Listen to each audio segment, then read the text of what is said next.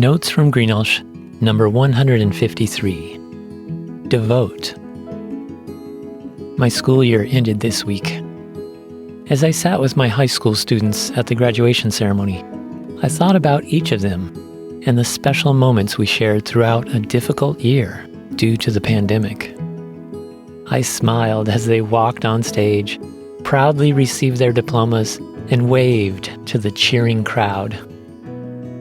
As they face their futures, the ones I feel who are best equipped to excel are not necessarily the most beautiful, the most talented, the most popular, or even the smartest.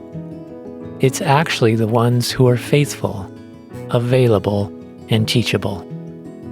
Those virtues enable them to persevere, grow, thrive, and help others. The benefits of faithfulness, availability, and teachability reach beyond the walls of a classroom, beyond the time span of high school, or even the realm of education. They also impact your relationship with God. God works through people who are faithful, available, and teachable to make an eternal difference in their lives and those around them. The quintessential example of this is Jesus, who saved the world by being faithful, available, and teachable. If you're not familiar with Jesus, you might think he was just a wise teacher who was unfortunately killed by religious rivals. But that's a woefully insufficient notion.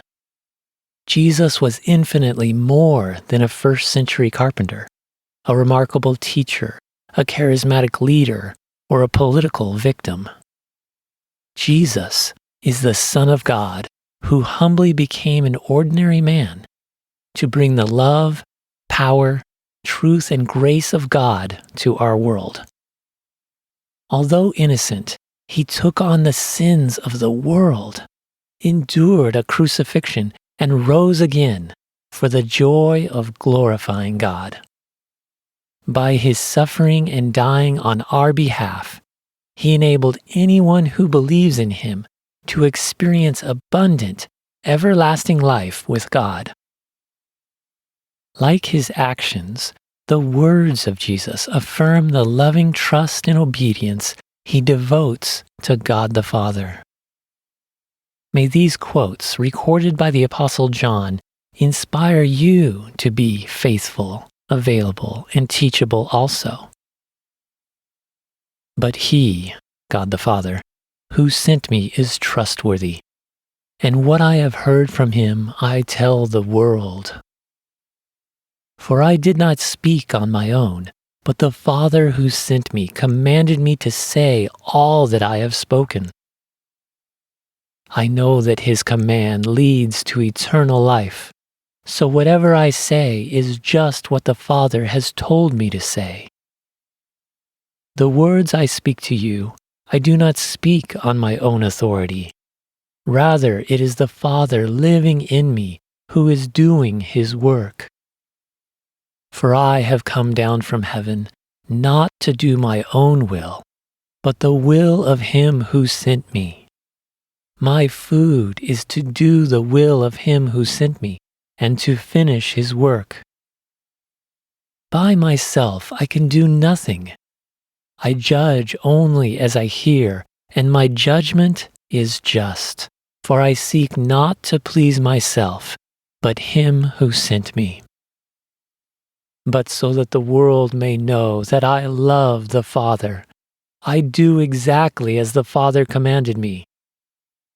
If you keep my commandments, you will abide in my love, just as I have kept my Father's commandments and abide in his love.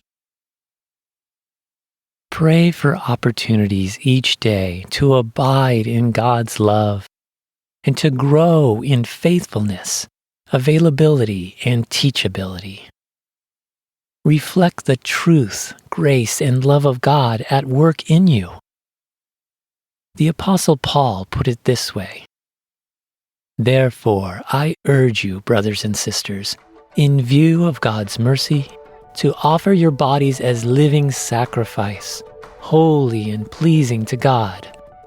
This is your true and proper worship.